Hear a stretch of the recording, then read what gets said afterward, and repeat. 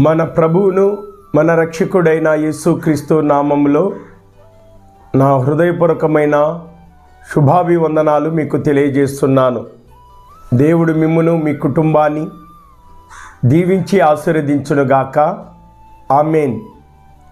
సత్యం haven ministry ద్వారా అనుదిన వాగ్దానము అపోస్తుల కార్యములు 4వ అధ్యాయము 2వ వచనం.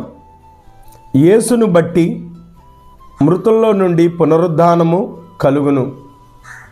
ప్రియ దేవుని ప్రజలారా, యేసును బట్టి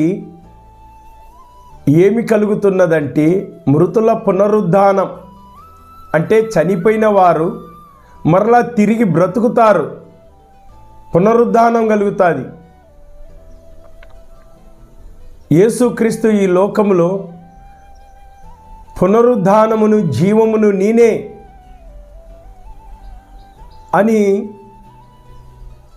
చెప్తూ వచ్చినాడు. లాజరు బేతనియా అనే ప్రాంతములో మార్తా మరియా వాళ్ళ యొక్క సహోదరుడు లాజరు చనిపోతాడు రోగంతో. ఆయన్ని సమాధి చేస్తారు.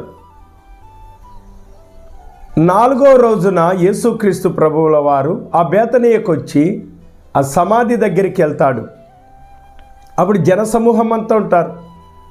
ఆ లాజరు యొక్క సహోదరులు ఉంటారు అక్కడ. దేవుని ప్రజలారా, 3 రోజులంటానే శవము కుళ్ళిపోయి ఉంటుంది, అవయవాలని పాడైపోయి ఉంటాయి. అలాంటిది 4వ రోజున యేసుక్రీస్తు ప్రభుల వారు ఆ సమాధికున్న ఆ రాయిని పక్కకి తీయమని చెప్పి యేసుక్రీస్తు ప్రభుల వారు లాజర్ బయటికి రా అని పిలవగానే చనిపోయిన ఆ శరీరము, చనిపోయిన ఆ లాజరు మరలా బ్రతికి జీవంతో బయటికి వస్తాడు. ఈ దేవుని ప్రజలారా, మృతుల పునరుద్ధానం యేసును బట్టి కలుగుతుంది. యేసును బట్టి మానవాళికి పాపక్షమాపణ ఉంది. యేసును బట్టి నూతన జీవం మనకు కలుగుతుంది. యేసును బట్టి మృతుల పునరుద్ధానం కలుగుతుంది. యేసును బట్టి నిత్య జీవం కలుగుతుంది. 2వ రాకడ సమీపముగా ఉంది. యేసుక్రీస్తు త్వరగా రాబోతున్నాడు.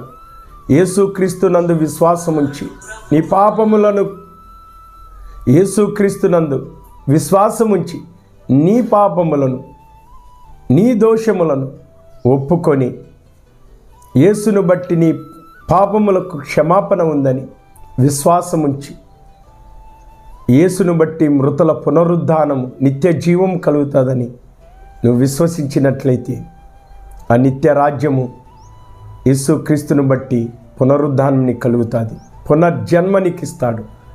అట్టి భాగ్యము, ధన్యత ఈ మాటలు వినుచున్న మీకు దేవుడు దయచేయునుగాక. ఆమేన్. దేవుడు మిమ్మల్ని మీ కుటుంబాలను దీవించి ఆశీర్వదించునుగాక. ఆమేన్. అందరికీ వందనాలు.